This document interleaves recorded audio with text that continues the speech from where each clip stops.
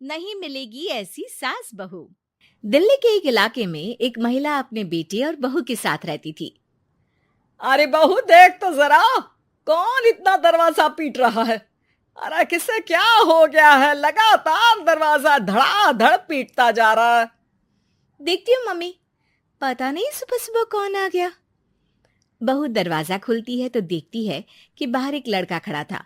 थोड़ा गुस्से में था। अरे मैडम, आपकी ऑनलाइन शॉपिंग ने परेशान कर रखा है। बार बार आप अपना सामान वापस लौटाती हैं।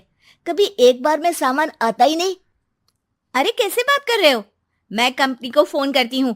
तुम्हें नहीं आना तो मत आओ, कोई और आ जाएगा। इसमें गुस्सा होने वाली कौन सी बात है? अरे बहू क्या हुआ, किससे बहस हो रही है? कुछ नहीं मम्मी, वो ऑनलाइन वाला लड़का आया है, उसी से बात कर रही हूँ। देखो भैया, ये सामान वापस नहीं लेना है तो मत लो, लेकिन हंगामा मत करो। अरे कोई बात नहीं, लाओ आप पैकेट। मेरा तो ये काम ही है, बस थोड़ा गुस्सा आ गया था। बहू अंदर जाती है और पैकेट लेकर बाहर आती है, लेकिन तब तक लड़का वापस जा चुका था। बहू को समझ में नहीं आया कि हुआ क्या। वो अंदर जाती है तो किचन में काम में लग जाती है। अरे बहू, तुम्हें ऑफिस नहीं जाना क्या? कितनी देर हो गई? किचन से आवाज आती है। जाना है, लेकिन इनका नाश्ता तो बना दूं। और उनकी चिंता मत करो, तुम अपना नाश्ता लेकर जाओ, मैं बना दूंगी नाश्ता। अरे तेरा ऑफिस भी तो जरूरी है ना, कितना काम करेगी। ठीक है मम्मी, जाती हूँ।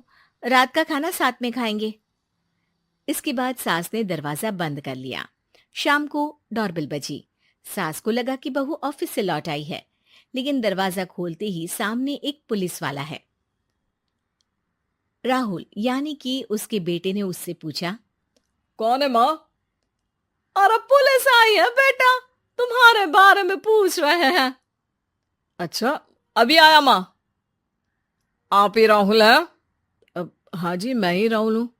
आपकी पत्नी का नाम विनीता है? हाँ जी, लेकिन आप ये सब क्यों पूछ रहे हैं? और कहाँ है मेरी वाइफ? देखिए, परेशान मत होइए, आपको मेरे साथ चलना होगा, मैं आपको रास्ते में पूरी बात बताता हूँ। मैं आपके साथ थाने क्यों चलूं? कोई क्रिमिनल थोड़ी ना हूं मैं। अरे मैं आपको थाने नहीं ले जाने आया हूं, बल्कि आपको मेरे साथ अस्पताल चलना है। राहुल परेशान होकर पूछता है। क्यों, क्या हुआ? देखिए, आपकी पत्नी का बड़ा एक्सीडेंट हो गया है और वो अस्पताल में भर्ती है। बस किसी तरह से आपका पता मिल सका, इसलिए हम आपको लेने आ गए। राहुल हड़बड़ी में माँ को बगैर बताए पुलिस वालों के साथ घर से निकल जाता है। सर, क्या हुआ मेरी पत्नी को, कुछ तो बताइए। देखिए, घबराइए मत, वो आईसीयू में है, अभी कुछ कहा नहीं जा सकता। कुछ देर में सभी अस्पताल पहुंचते हैं। डॉक्टर साहब, मेरी पत्नी ठीक तो हो जाएगी ना? कैसी हालत है उसकी? देखिए, अभी कुछ कहा नहीं जा सकता है। सिर में चोट है और खून बहुत बह चुका है। शायद खून की भी जरूरत पड़े। ठीक है, मैं खून देने को तैयार हूँ।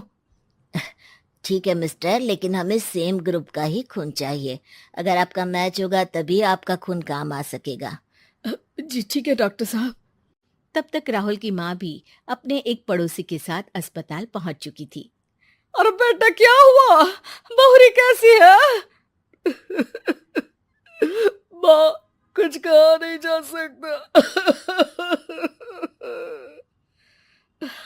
अरे बेटा, परेशान मत हो।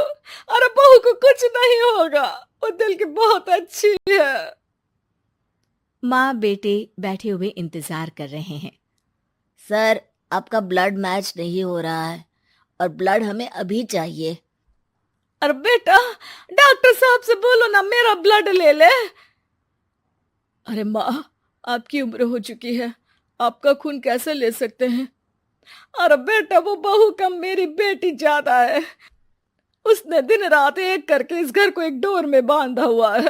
अगर वो डोर टूट गई ना, तो मैं अपने खून का क्या करूंगी? राहुल की आंख में भी आंसू आ जाते हैं।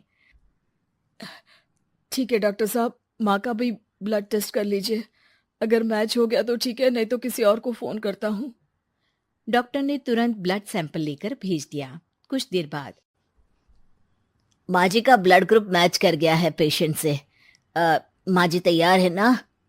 माँ, क्या सोच रही हो? अरे बेटा, यही कि बहू की जिंदगी के लिए अगर अपनी जिंदगी भी दांव पर लगानी पड़े तो कम है। वो दिन रात हमारे लिए लगी रहती है। हाँ माँ, वो तो है। डॉक्टर साहब, माँ रेडी है, आप ब्लड ले लीजिए। बहू की जान बच गई और उसकी घर वापसी हो गई और एक नई शुरुआत भी। अरे विनीता, नाश्ता तैयार हो गया? जी हाँ, और मम्मी का भी।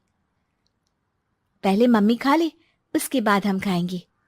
अरे तुम माँ की चमची हो क्या? राहुल, मेरी माँ के जाने के बाद उन्होंने ही मेरा माँ की तरह ख्याल रखा है, और उस रात उन्होंने खून नहीं दिया होता तो शायद आज मैं जिंदा भी नहीं होती। इतना तो माँ के लिए बनता ही है ना।